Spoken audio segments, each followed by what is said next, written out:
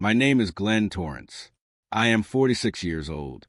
I have been a facilities maintenance supervisor at a regional hospital in Roanoke, Virginia, for the last 14 years. Before that, I did HVAC work out of a truck with my name stenciled on the door. I have been married to my wife, Christine, for 22 years. I have two daughters, Megan, who is 19 and away at James Madison, and Sophie, who is 16 and currently the only other person in my house who says good morning to me without needing something first. I want you to understand something before this story gets moving. I am not a man who keeps score. I don't write down what I paid for or what I fixed or how many Saturday mornings I spent under a sink instead of watching football. I just do what needs doing. That has been my operating principle since I was old enough to hold a wrench, and it has served me fine for most of my adult life. Welcome to Quiet House Stories. Get settled, and remember the people in these stories had every chance to behave themselves. They just chose wrong. Drop a comment, and let me know where you're watching from. Hit that like button, and make sure you're subscribed. Trust me, you're going to love it here. It served me fine until a Saturday afternoon in late September, when a man named Dale Kessler sat across from me at a high-top table at Barley and Vine on Campbell Avenue, ordered his second IPA, and told me what my wife had been calling me behind my back. Dale is married to Christine's best friend, Natalie. The four of us have had dinner together maybe 40 times over the years. Dale and I aren't close. We're the husbands. We talk about the Hokies and oil changes and whatever project one of us just finished in the garage. That's the arrangement. But that Saturday, Dale looked at his beer for a long time and then said, "Glenn, I'm going to tell you something because I'd want somebody to tell me." I set my glass down. He said that the previous Thursday, Christine had been at her book club at Natalie's house. 7 women, wine, cheese plate, the usual. And at some point during the evening, the conversation turned to husbands and money, the way it apparently does when the wine hits a certain level, and Christine said, in front of all 7 women, that I was basically an ATM with a pulse. Dale said Natalie told him that night. He said she'd been bothered by it for 3 days. He said she almost didn't tell him, but couldn't stop thinking about it. He said the room had gone quiet after Christine said it, and then someone changed the subject. I sat with that for a moment. I picked up my glass and took a sip that I didn't taste. An ATM with a pulse, I said. Dale nodded, in front of 7 women. Yeah, I thanked Dale. I meant it. He looked relieved, the way a man looks when he's put down something heavy he'd been carrying for a week. We finished our beers. Neither of us ordered another. Dale paid the tab. $27.50 for 2 IPAs and a plate of nachos neither of us touched. I shook his hand in the parking lot. He said, "I'm sorry, Glenn." I said, "Don't be. You did the right thing." I drove home in 11 minutes. Route 419 to Brambleton left on our street. The same route I've driven 9,000 times. I pulled into the garage and sat in my truck for a while with the engine off. The garage smelled like sawdust and motor oil, the way it always does. My table saw was against a far wall with a half-finished bookshelf I'd been building for Sophie's room sitting on top of it. Cherry plywood, already sanded, waiting for the last 2 shelves. Sophie's bicycle was leaning against the wall next to it with a flat tire I'd been meaning to fix. I looked at that bicycle for a long time. I looked at the bookshelf.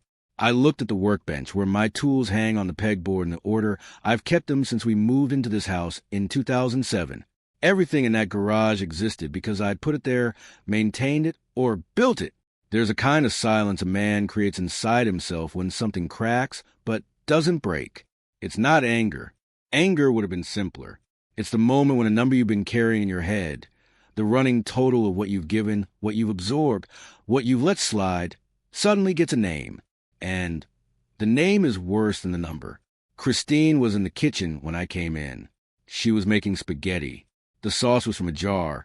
Prego, the one with mushrooms.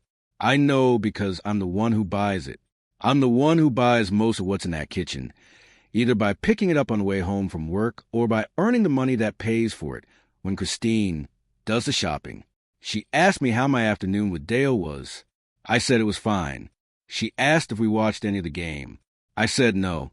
She said dinner would be ready in 20 minutes. I said okay. She turned back to the stove. I stood there for a moment in the doorway between the kitchen and the hall. Christine was stirring the sauce with a wooden spoon I bought at a craft fair in Floyd County 6 years ago. She was wearing a sweatshirt from Megan's high school and a pair of gray leggings, and her hair was pulled back. She looked comfortable.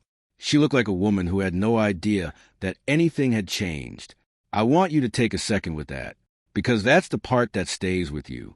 Not the insult. Insults fade. What stays is the gap between what someone says about you to 7 women on a Thursday night and how normally they stir spaghetti sauce on a Saturday evening, while you stand in the doorway wondering if you've ever been a person to them or if you've always been an infrastructure. I went to the basement, sat at my workbench, and stared at the pegboard wall where my socket wrenches hang in order from smallest to largest. I could hear the floorboards creak above me as Christine moved between the stove and the table. I could hear Sophie's music coming through her bedroom floor, something with a bass line that made the light fixture over my bench vibrate. I sat there for 40 minutes. I need to tell you what that joint account represented, because otherwise the rest of this story won't land the way it should. Christine and I opened that account at Blue Ridge Federal Credit Union in August of 2003, 3 months after our wedding. I was 24. She was 23. We walked in together on a Tuesday afternoon, signed the paperwork, and deposited $1,140 from our combined checking accounts. The woman at the desk gave us a pen with the credit union logo. Christine kept it in her purse for years. For 21 years, my paycheck went into that account every 2 weeks. Every single deposit. I never had a separate account. I never held anything back. Christine handled the household budget. Groceries, utilities, the girls' school expenses, her car payment, insurance. I handled the mortgage, repairs, maintenance, medical copays, and anything that broke. The arrangement was that the joint account was our shared life. In the last 3 years alone, I deposited $187,422 into that account.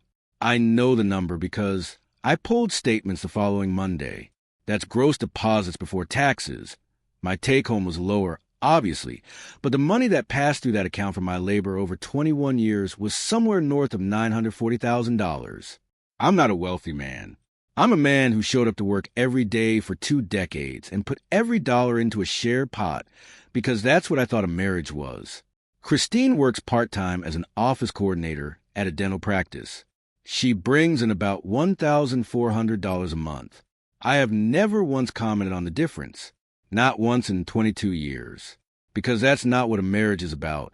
And I believe that, and I still believe it. The issue was never the money. The issue was what she called a man who earned it. I am not a dramatic man. I don't raise my voice. I don't throw things. I don't give speeches at the dinner table about respect and gratitude. I just pay attention. And once I've paid enough attention for long enough, I act. Quietly. At an hour when nobody's watching. The week after Dale told me, I started paying attention in a way I hadn't before. Not to catch Christine in anything. I wasn't building a case. I was just looking at the machinery of our life with the covers off for the first time. Monday, Christine asked me to call the plumber about the upstairs bathroom. I called. I scheduled. I paid the $285 invoice when it came. That evening I cooked dinner, pork chops, green beans, rice from box, because Christine had a headache. She ate, said thank you, went to the living room, and watched 3 episodes of a show I've never been invited to sit down and watch with her. I washed the dishes. I wiped down the counters. I put the leftovers in a container and wrote the date on the lid with a Sharpie, the way I always do. Tuesday, Christine mentioned that Megan needed her car insurance renewed. I renewed it, $147 a month. I also called Megan to make sure she got her oil changed like I'd reminded her about 2 weeks prior. She hadn't. I scheduled it at a Jiffy Lube near campus for Thursday, $52.99. I didn't mention it to Christine because it wasn't the kind of thing she tracked. Wednesday, the dishwasher started making a grinding noise. Christine texted me at work at 11:14 a.m. Dishwasher is dying. Can you look at it tonight? I looked at it. Worn pump seal. I ordered the part. $38.60 on Amazon, and replaced it Thursday after dinner while Christine was at Natalie's house. The replacement took 45 minutes. I also noticed the gasket was starting to crack, so I ordered that too, $11.20. I cleaned the filter while I was at it, because nobody else in this house knows where the filter is. Thursday, Christine went to book club at Natalie's house again. She left at 6:45 p.m. wearing the earrings I bought her for our anniversary in June. 14-karat gold. $312. She kissed me on the cheek on her way out the door and said, "Don't wait up." I didn't. I fixed the dishwasher, helped Sophie with a geometry problem, and fell asleep on the couch watching the Hokies lose to Louisville by 14 points. Friday, I drove 35 minutes to Home Depot at 7 a.m. before my shift to buy caulk for the master bathroom, where the grout around the tub had been cracking for 3 months. Christine had mentioned it in July. I'd been meaning to get to it. $8.47 of the caulk for $1.99 for a new caulk gun because the old one seized. I re-caulked the tub Saturday morning, while Christine slept in until 9:30. It is a strange thing to watch the ordinary week of your marriage and realize that every moving part runs on you, not because you demanded it, not because you set it up that way, but because you were reliable, and reliable men become invisible, and invisible men become furniture, and furniture apparently becomes an ATM. I started thinking about other things, older things. The time 3 years ago when I replaced the entire back deck over a 4-day weekend, 480 square feet of pressure-treated lumber, 14 hours of labor in August heat, $2,340 of materials. And Christine's mother came over the following Sunday, stood on the new deck, and said, "Oh, this is nice. Did you hire someone?" Christine said, "Glenn did it." And her mother said, and went inside to get lemonade. Or the time I drove Megan to campus on move-in day, loaded and unloaded a rented trailer by myself because the elevator was broken in her dormitory, carried a futon up 4 flights of stairs, assembled her desk and her shelf unit, and when Christine called that night to ask how it went, she said, "Did you remember to give her the check for the meal plan?" I had. She said, "Good." That was the whole conversation. Or the Christmas when I built Sophie a reading nook in the corner of her bedroom. Custom bench with storage underneath. Cushion I'd had made at a fabric shop on Williamson Road. $78 for the foam and the cover. $124 in lumber. 2 weekends of work.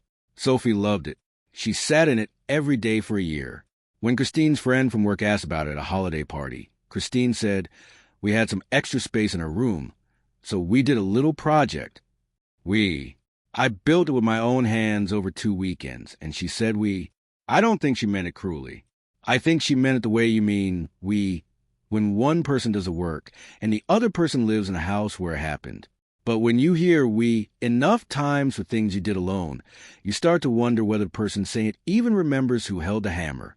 That was the week I made my decision, not in anger. I want to be clear about that. I have never made an important decision in anger in my life, and I wasn't going to start at 46. I made my decision the way I make every decision. Sitting at my workbench in the basement at 11:30 at night, with the house quiet above me and a white coffee mug half full of cold coffee beside me on the bench, I looked at the pegboard. I looked at the socket wrenches lined up in their clips. I looked at the mug. The coffee had a film on it. I'd poured it at 9 o'clock and forgotten about it. The way I always do when I'm thinking about something that matters. Sophie's school photo was pinned to the corkboard next to the pegboard. Sophomore year, maroon sweater, her mother's eyes. I looked at that photo for a long time. I thought about what I was about to do, and I tried to find the part of me that would talk myself out of it. I looked for the voice that would say it was just words, just wine talk, just a stupid joke at a book club, and that I should let it go the way I've let everything else go for 22 years. I looked for the part of me that was afraid of the conversation I'd have to have, the look on Christine's face, the weeks of discomfort that would follow. I couldn't find it. It wasn't there. That voice had been carrying things for too long, and somewhere between the garage and the basement and the pegboard and the cold coffee, it had set them all down, not in anger, not in pain, in the quiet certainty that a man who's been called an ATM by the person he built his life around has earned the right to rearrange the wiring. I picked up the mug. I poured the coffee out in the utility sink. I rinsed the mug. I set it upside down on the drain board. The porcelain clicked against the metal. It was a small sound in a quiet basement.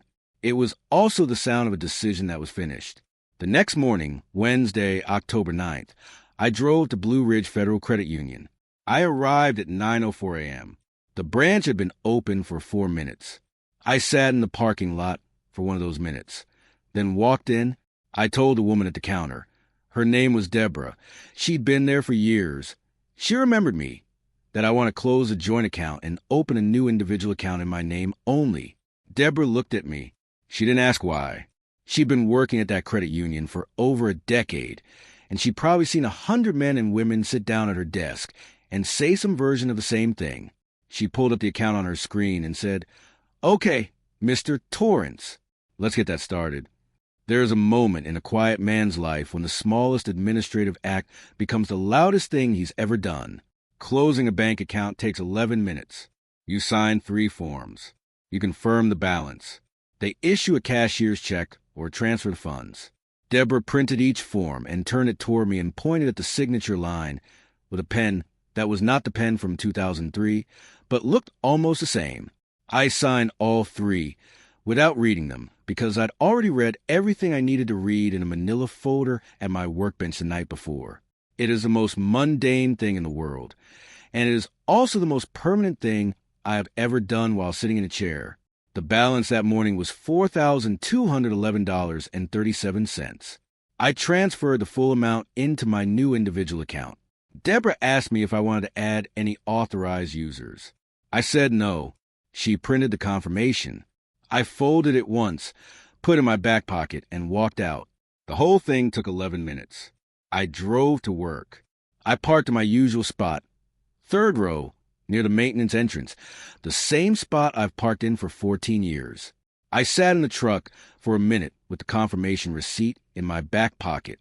It felt like any other Wednesday. That's what surprised me.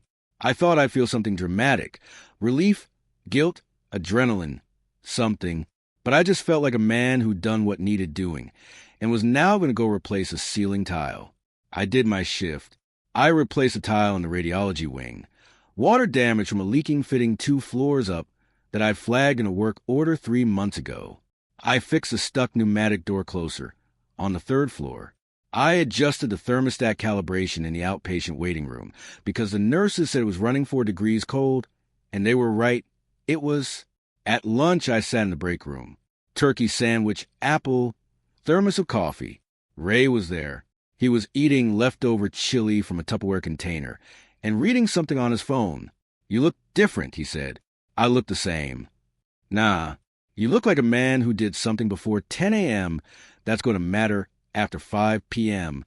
I didn't say anything. Ray looked at me for a long moment and went back to his chili. That's the thing about Ray. He knows when to leave it alone. He's been through enough of his own wreckage to know that when a man goes quiet on a Wednesday, you let him be quiet. I didn't check my phone.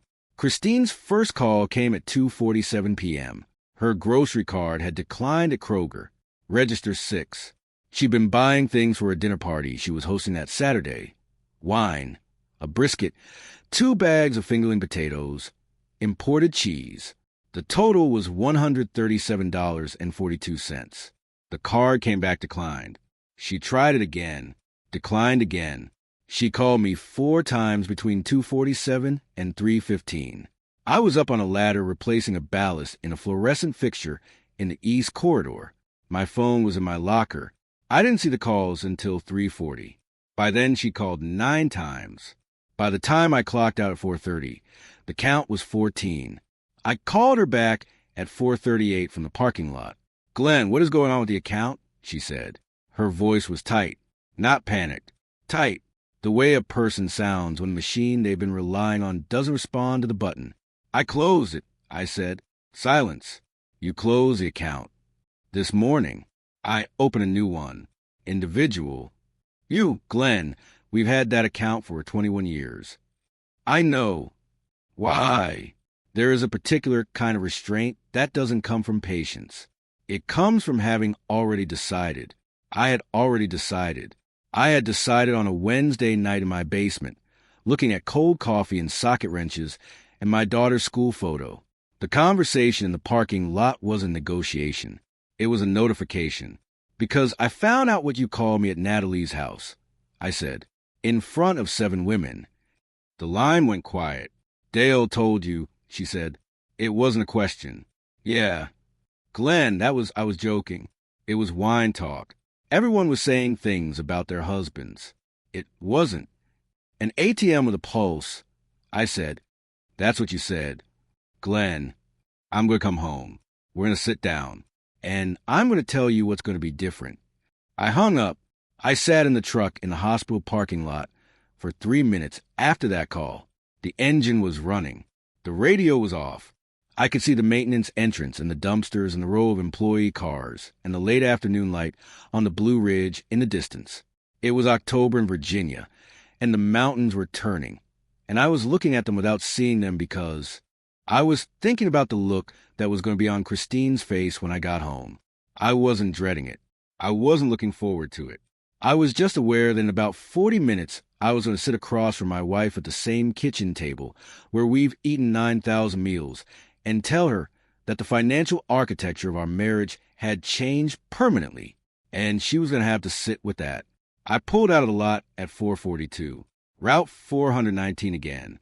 The same road. The same turns. I need to explain something about Christine because this story isn't about a villain. I don't believe my wife is a bad person. I believe she got comfortable. I believe that when you spend 22 years relying on someone who never complains, never withholds, never keeps score, you eventually stop seeing the person and start seeing the function. Christine didn't wake up one day and decide to disrespect me. She just never had a reason to think about what I was doing, because I never stopped doing it. My buddy Ray Ostrowski. We worked together at a hospital for 9 years. He's an electrician, built like a fire hydrant, divorced twice, and the most clear-eyed man I know about what goes wrong in a marriage. He told me once that the most dangerous thing a man can do is be dependable without being visible. You become the foundation, he said. And nobody thanks the foundation until the house shifts. That's not an excuse. It's context. Christine grew up in a house where her father paid for everything, and her mother ran everything else, and nobody talked about the arrangement because it was just how things were. She inherited that. She didn't examine it. And I didn't ask her to because I was too busy being the foundation. I got home at 5:15. Christine's car was in the driveway. Sophie's wasn't. She was at volleyball practice. She wouldn't be home until 7 o'clock. I walked into the garage. The kitchen light was on. Christine was sitting at the kitchen table with her phone face down in front of her and both hands wrapped around a glass of water. She hadn't been drinking. The groceries from Kroger were still in the car. She'd paid for them with her personal debit card, the one linked to her own small checking account. The brisket was in a bag on the counter, the only thing she brought inside. The house was quiet in the way a house gets quiet when someone has been sitting alone in it for an hour thinking about something they don't want to think about. She looked up when I came in. She didn't say anything. I didn't either. I set my lunch cooler on the counter next to the brisket. I washed my hands at the sink. I dried them on the towel that hangs from the oven handle, the one with the faded cardinals on it that we bought at a craft fair in Salem 8 or 9 years ago. I hung the towel back up. Then I sat down across from her. There was a manila folder on the table. I'd printed everything at work during my lunch break, between the ceiling tile and the door closer, on the printer in the maintenance office that nobody else uses because it jams every third page. 3 years of bank statements. A spreadsheet I'd built on my phone showing every deposit I'd made, every recurring bill I covered, every repair invoice, every insurance payment. The total over 36 months, $187,422 in deposits, $14,280 in home, and auto repairs I'd done myself that would have cost $30,000 or more if we hired someone. Megan's first year of tuition, $12,400, paid from the joint account. Sophie's orthodontist, $3,200 across 18 months. I slid the folder across the table. I'm not leaving, I said. I'm not filing for divorce. I'm not punishing you. But the joint account is closed and it's not coming back. I'm going to open a household account with a monthly deposit that covers groceries, utilities, and shared expenses. That deposit will be $2,800 a month. Anything beyond that we'll discuss. And I'm going to need you to understand why. Christine opened the folder. She looked at the first page, the summary sheet.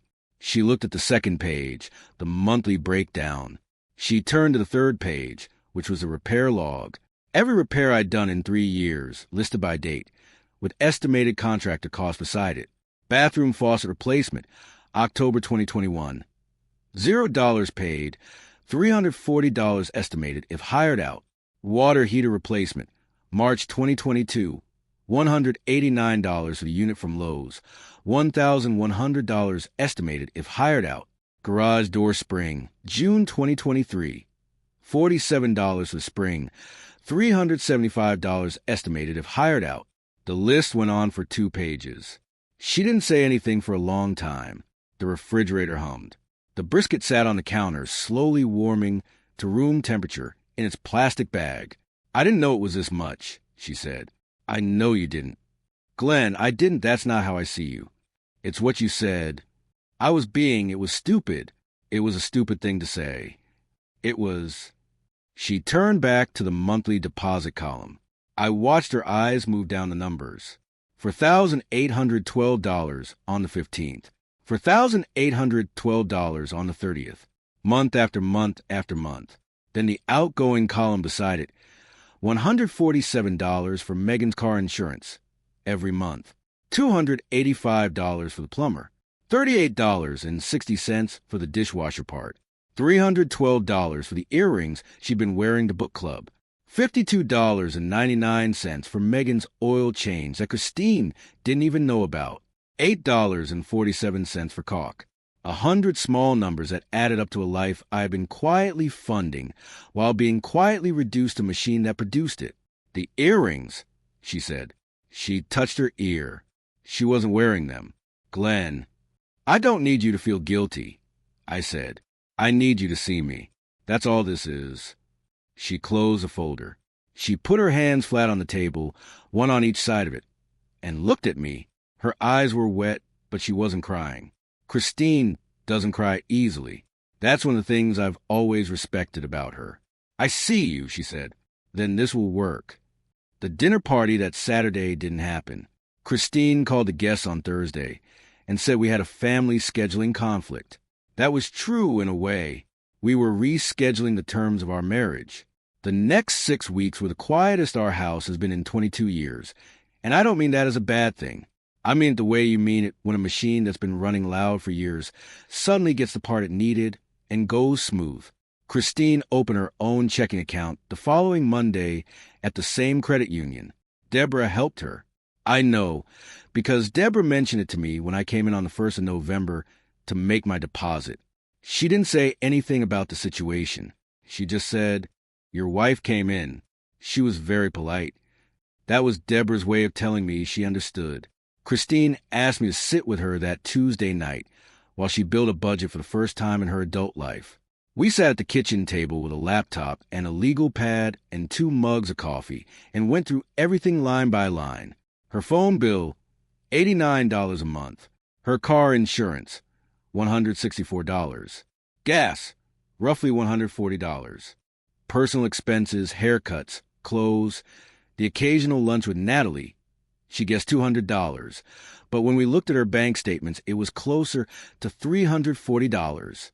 She was embarrassed. I told her there was nothing to be embarrassed about. We just hadn't been looking at it together, and that was both of our faults.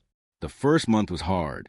Christine miscalculated her grocery spending by about $180 and had to transfer money from her small savings to cover it. She didn't ask me. She handled it. The second month, she came in under budget by $40 and put the difference into her savings. She told me about it at dinner like a kid showing a report card, and I felt something I hadn't felt in a long time, which was a particular pride you feel when someone you love starts carrying their own weight, not because they have to, because they finally want to. Sophie asked me one night in November why things felt different. She was doing homework at the kitchen table. AP History. Something about the Treaty of Versailles. I was on the floor fixing the garbage disposal with a hex wrench. I told her that sometimes two people who love each other have to rebuild the way they talk about things, and that's what her mom and I were doing. She said, "Is it because of the ATM thing?" I looked at her from under the sink. Mom told me. She said something really stupid, and you did something really smart. I went back to the garbage disposal. I didn't trust myself to say anything for a minute. The hex wrench slipped, and I scraped my knuckle. I didn't care. By January, Christine had taken over her own car insurance, her own phone bill, and half the grocery budget. She'd also started putting money into a savings account. $200 a month, which doesn't sound like much, but it was hers, and she'd earned it, and she knew what it cost because she was finally paying attention to the numbers. She told me one night over dinner, pot roast, which I'd made, the way I make it every other Sunday, that she'd never realized how much a bag of groceries actually cost until she was spending money she could feel leaving. I told her that was probably the most honest thing anyone in this family had said in 10 years, and she laughed. And it was the first time a laugh sounded right since September. Patience is the only currency that matters in a long game. And marriage, if you're doing it right, is the longest game there is. Megan came home for Thanksgiving. She heard nothing about what happened, or so I thought. The first night she was home, she came down to the basement while I was working on the bookshelf. She sat on the bottom step the way she used to when she was little and watched me sand the last two shelves. "Dad," she said. "Yeah." Sophie told me about the account thing. I kept sanding. The cherry plywood was almost ready. I blew the dust off the edge and ran my thumb along the grain. "Are you and Mom okay?" she said. "We're better than we've been in a while." I said, "Your mother's learning some things." "So am I?" Sophie said Mom said you're the smartest person she knows. Your mother's being generous. "No," Megan said. Sophie said Mom was crying when she said it. I set the sandpaper down. I looked at my daughter on the basement step, 19 years old, home from college, asking me the only question that mattered. I said, "Your mom and I are fine, Meg. We're just doing things differently now. That's all." She came over and hugged me. She smelled like the vanilla shampoo she's used since she was 14. I held her for a second longer than I normally would have, and then I picked up the sandpaper and went back to work. I finished the bookshelf that weekend. 2 coats of polyurethane, 24 hours of drying time between coats. I installed it in Sophie's room on Sunday afternoon. It fit perfectly. Sophie put her books on it, all her AP textbooks on the bottom shelf, her novels on the top, a framed photo of the 4 of us from a beach trip in 2019 on the middle shelf next to a ceramic owl she'd made in 8th grade. Christine stood in the doorway and watched me screw the shelf unit to the wall studs so it wouldn't tip. "That's beautiful," she said. "It's plywood and polyurethane." "It's beautiful, Glenn." I still go to Blue Ridge Federal on the 1st of every month. I still deposit my check. The account has one name on it now, and that name is mine. But every month I transfer $2,800 into the household account Christine and I set up together, and every month she transfers her share, and every month we sit at the kitchen table and look at the numbers together. The coffee is hot now. I don't forget about it anymore. Last month, March, Christine came home from book club and told me that Natalie had asked how we were doing. Christine said she'd told the group that we were doing better than we had in years. She said she'd told them that her husband wasn't an ATM. She said she'd told them that her husband was the most patient man she'd ever met, and that she'd almost missed it. She told me this standing in the kitchen doorway, holding her coat with the porch light behind her, the same doorway, the same kitchen, the same woman, but not the same arrangement and not the same blindness, and that's enough. I said, "Okay." She said, "That's it?" "Okay." I said, "Yeah, that's enough." Some things you lose when you close an account can't be deposited back. The trust doesn't return to what it was. The ease doesn't come back the same way. But what you build in its place, if you're both willing to build it, has a different kind of weight. It's not lighter. It's just yours. I still have the pen from 2003, the one from the credit union. It's in the top drawer of my workbench, behind the needle-nose pliers. It doesn't write anymore. I keep it anyway. If you enjoyed this story, join our community by hitting that like button and subscribing for more real, raw, and family-centered stories. And as always, thank you for being a part of Quiet House Stories. I will see you on the next one.